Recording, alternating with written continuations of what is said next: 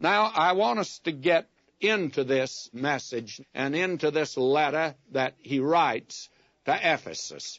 And I want to say just another word about this city. It was a beautiful city. When Paul landed at the harbor, there was that great harbor boulevard, white marble, and it's there today. And on each side there were all sorts of lovely buildings, temples, and also certain shops that they had there, gift shops, I guess the ladies would call them today. There was a great market on the right as he went up, and then ahead of him on the side of the mountain was this great amphitheater, not really the amphitheater, but this great theater that seated 20,000.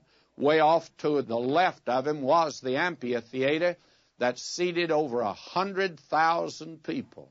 At times, probably as many as 1 million to 2 million people gathered in Ephesus. Here is where Paul had his greatest ministry, and here is where John later became pastor. Now, the city was first formed around the temple of Diana by the Anatolians, and they worshipped Diana of the Ephesians. And the temple at first was a wooden structure. It was built at the very beginning on a very low place, right by the side of the ocean. The harbor came right up there. But in time, the Casta and the Little Meander River, I have never in my life seen a country that washes as much as that Meander Valley washes. I tell you, the river itself is like soup. It's not just water, it's soup. It's carrying down so much deposit. And it soon filled in around the temple. By the time of Alexander the Great, the night he was born, that temple burned.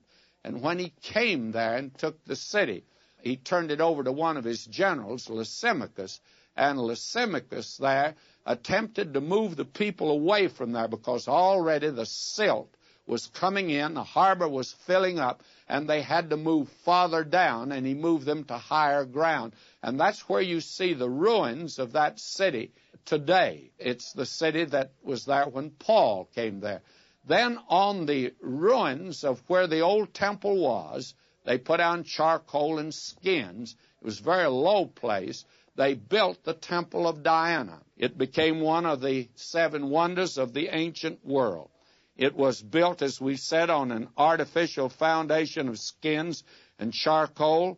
It was to make it actually earthquake-proof, and it was built on a marsh that was there.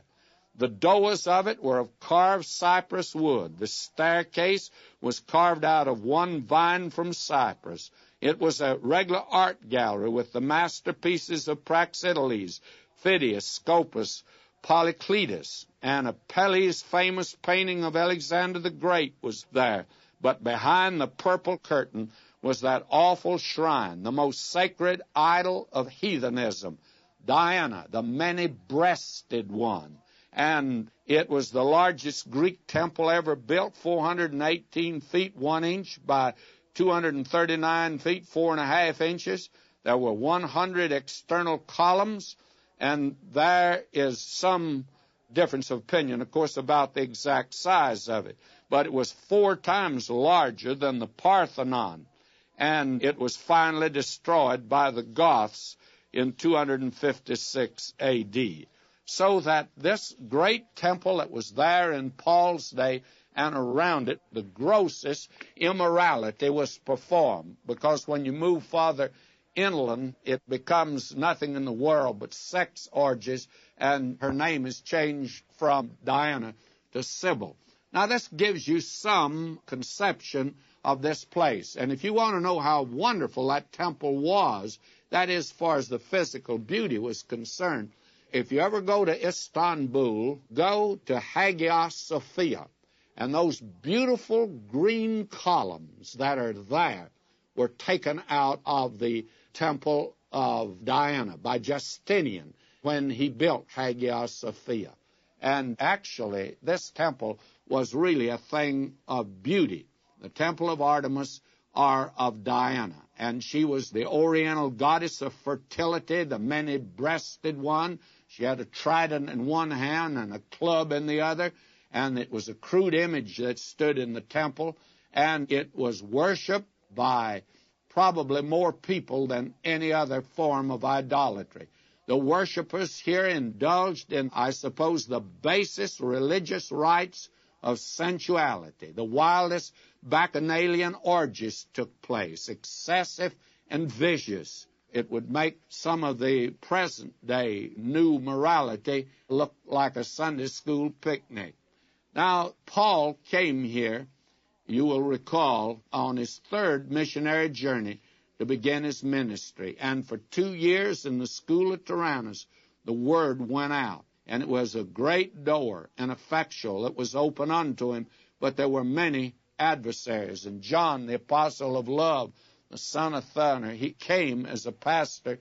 He was exiled, and then after about 10 years of being exiled and in prison, he returned to Ephesus, and he's buried at the Basilica of St. John, that is